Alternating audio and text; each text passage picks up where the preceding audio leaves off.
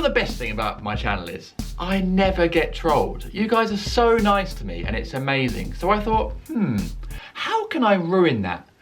I know I'll annoy everyone by doing my Premier League predictions for the 1920 season. Before we start, you've only got a couple of weeks left to get your limited edition Where the Head is Fleetwood Jim Daly t-shirts. There's a link below the description now. They're only 15 quid each. So if you're a big fan of the 92 Club song, then get your t-shirt and show your support for that. And in a way for Fleetwood. Also, if you're new here, hit that subscribe button and that little bell and subscribe to my channel for weekly football silliness. Right, on with the predictions. We're going to go from 20th all the way to the top, starting with Sheffield United.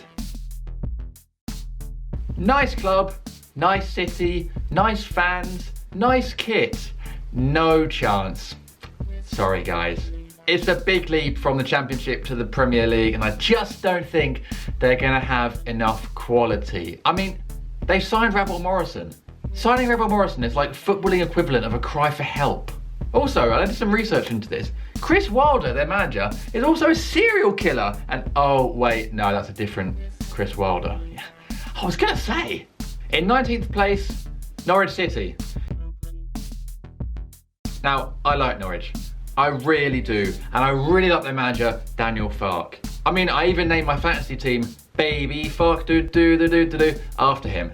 Which in hindsight, probably needs changing. That's a terrible team name.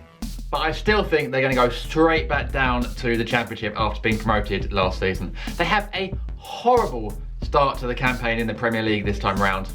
Liverpool, Newcastle, Chelsea, West Ham and Man City.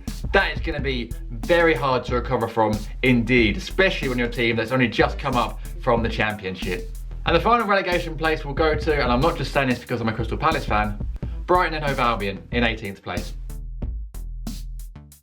Brighton have only won 2 league games in 2019 so far. And in fact, the last one of them was back in March. And that was against, oh, God's sake, Crystal Palace.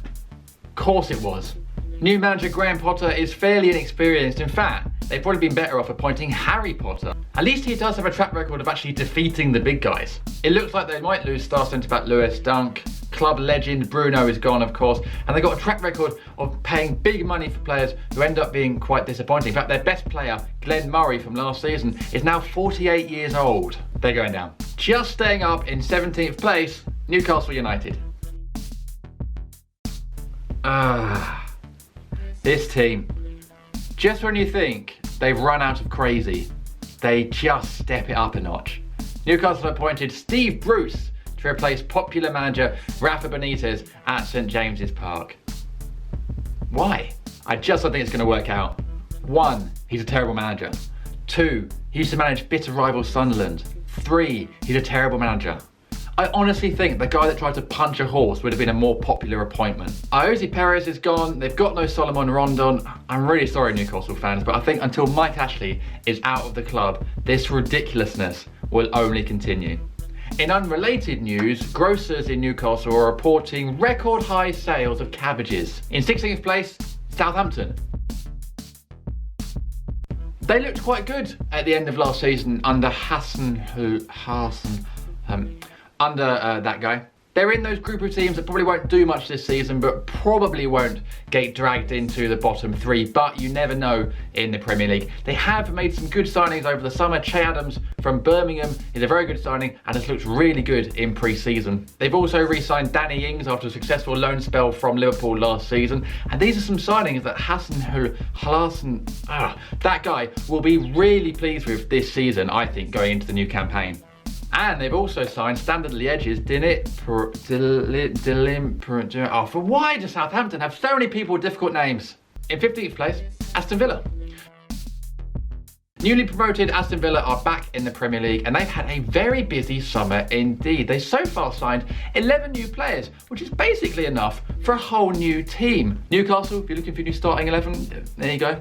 Although it does include some players who confusingly have the exact same names of some much famous footballers, which I'll be honest, made me very shocked at the time until I actually did my research. I think Aston Villa will be alright and will survive this season after coming up. And let's just hope, after all that big summer spending, they have enough money left to buy Jack Grealish some new boots. he really needs an upgrade. In 14th place, Burnley. Burnley. I mean, it's kind of weird, isn't it, that Burnley are just seen as like a regular Premier League club these days. I mean, it's Burnley. I think they'll probably be fine. Eric Peters and Jay Rodriguez are two very astute signings indeed, especially for the money that they've paid for them. And as long as manager Sean Dyche can stay away from eating worms or having a meltdown about bum bags again, then they should have an absolutely fine, if somewhat dull probably, season. In 13th place, Watford. Okay, so everyone from about 13th to 10th is pretty much of a muchness, so you could move them all about and they'll probably end up there at the end of this season. I put Watford in 13th place because of my intense hatred of Elton John. I'm just kidding, he's a national treasure. Watford finally now have had a manager that they haven't sacked after 5 minutes, which is a change for them. And they had a good campaign last season, going all the way to the FA Cup final, where they narrowly lost 6-0 to Man City. Very unlucky. They'll end up somewhere in the mid-season. In fact, the most interesting thing about their campaign will be Troy Deeney, who I'm sure will continue to be controversial on and off the pitch. What a lad. In 12th position, Bournemouth. Did you know that Bournemouth let in 70 goals last season? 70! Only Huddersfield and Fulham let in more. That's not good. To be fair, they have signed a few defenders this season from the lower leagues, although they have also let one go to a Premier League rival, no doubt, which is a bit weird. But they'll probably still be okay. I mean, it's Bournemouth. Plus, you know, they play some good football at times and they've got some good players for your fantasy football team, so... In 11th place, Wolves. On account of them being in the Europa League qualifiers and the fact that they can't be as good as last season. Can they? I'm having Wolves to drop down from 7th to 11th this season. I mean, they won't do terrible and they'll be in and around that mix, but I just can't see the likes of Raul Jimenez banging in as many goals as he did last season. But hey, you know, stranger things have happened. For example, Nuno Espirito Santo once having hair. In 10th position, Crystal Palace. Ah, my beloved Palace. Their season hinges on 2 things. 1, Wilfred Zaha either going or leaving. And 2, Roy Hodgson either picking or not picking fights with mascots again. Calm down, Roy. Just a man in an oversized Hornet outfit. It's not real. Now that Arsenal have signed Pepe, no, not that one. I can't see them coming back in and matching the 80 million that Palace want for Wilf, and he's not going to go to Everton. I mean, come on, it's Everton. So I think he's probably going to stay, and that means Palace will be absolutely fine this season, and I reckon just break into the top 10. In 9th position, West Ham United. I feel like being a West Ham fan is just a constant waking nightmare. Yes, just like that, Declan. Last summer they spent over £100 million, lost the first 4 games of the season and finished 10th. And clearly this year they thought, let's just do the same thing again. To be fair, they do have a squad packed with quality that should be doing a lot better than they have been. Felipe Anderson was brilliant last season and at times single-handedly carried them through games. And if Fornals and Haller can settle quickly at West Ham this season, yeah, they could push on to the Europa League. But if not... In 8th place, Everton. You know, for years, 7th place has pretty much been Everton's without much competition from anyone else. But last season, Wolves picked them to that spot after a fantastic campaign, having been promoted from the Championship. This time around, I think unfortunately Everton are going to lose out again to 7th spot and finish 8th. Mainly because of the departure of Idrissa Gueye from midfield to PSG, which is a huge blow. They have signed Fabian Delph, I'm assuming, to replace him, but to be fair, I think Delph will probably end up spending more time trying to work out what Snapchat is. What do you think? Say something, it's a video! In 7th place, Leicester. The arrival of Brendan, life-size portrait of myself from my own living room, Rogers, turned Leicester's fortunes around last season and they finished 9th. And after some seriously good spending this summer, the 1920 season could be a very big one for them. I'm talking big, like Harry Maguire's forehead big. That's if they can stop their star centre-back signing from Man United this summer. Ayoze Perez is an excellent signing from Newcastle, and getting Tielemans back after a brilliant loan spell last season is also a great signing. So I think it could be a very good season indeed for the Foxes. In 6th position, Chelsea. Last season, Chelsea finished 3rd under Maurizio Sarri. This season, they won't finish 3rd. Their backroom staff reads like an early 2000s team sheet, they can't sign any players, and none of their players are worth more than £7 million on Fantasy Premier League, and that's never good. Frank Lampard does have a free hit in many ways because of those reasons and because Hazard has left, and they're not going to do as badly as that season when all the players down tools under Mourinho, but it's still not going to be a vintage season for Chelsea this one. More of a transitional season, if you will. In 5th place, Arsenal. I don't think there'll ever be a time when Arsenal won't qualify for the Europa League. Just give in, guys. Some things are just meant to be. They've made a whole host of signings this season that no one has heard of. I mean, they could turn out to be absolutely amazing, but come on, I mean, this is Arsenal. To be fair, Lacazette and Aubameyang are brilliant up front, and if they really hit it off this season, then things could be okay and they could creep into the top 4.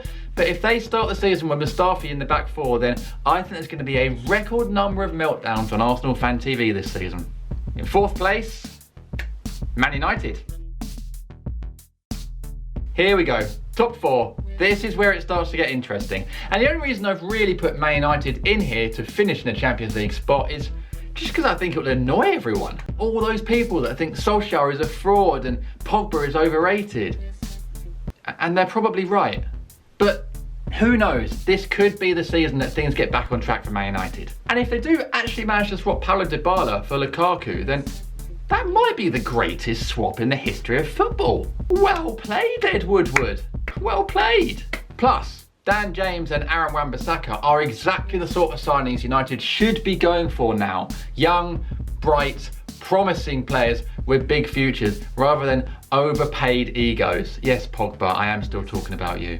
So for those reasons, I think that Champions League football is coming back to Old Trafford next season, and then probably leaving again in the group stage. In 3rd place, Tottenham. This is a new dawn for Tottenham Hotspur.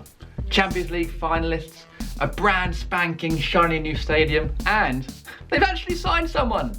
And yes, okay, Lucas Moura probably won't get anywhere near enough pitch time he deserves after single-handedly dragging Tottenham to Champions League final last season, but with a lack of real competition for 3rd place, I think that's probably where Spurs are going to end up again.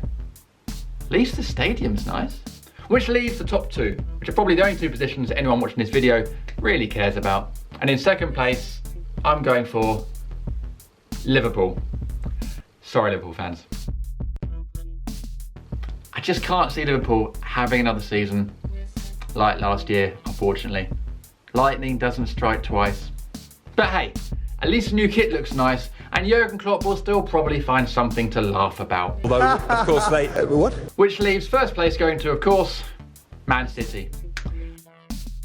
I just can't see Man City being any different from last season, unfortunately. And I think they'll probably end up winning the league by more than the 1-point margin they did last season. I mean, the only thing that hopefully will change is Pep Guardiola finding something else to wear on the touchline. Get rid of that coatigan, mate. You need to chuck it out. It's done. They have signed a lot of players this summer, but of course in true City fashion, none of them will ever make it into the first team, although Rodri does look like a very good signing indeed. And when you add to the rest of the players they got in their squad, it's going to be very hard to knock them off top spot. I'm sorry guys, but it's City again. There you go, those are my predictions for the Premier League 2019-20 season. Comment below and let me know your predictions from 20 to 1 or where you think the teams are going to finish this season. You can follow me on Instagram where I post about football every second of every day. And I'm also on Twitter and Facebook, so give me a follow on there as well. And if you're new here, subscribe to my channel for weekly football silly videos indeed. Hit the little bell and you get a notification every time I upload a new video. That's it, I'm off. See you again next week when, thank the Lord, the Premier League is back. See ya.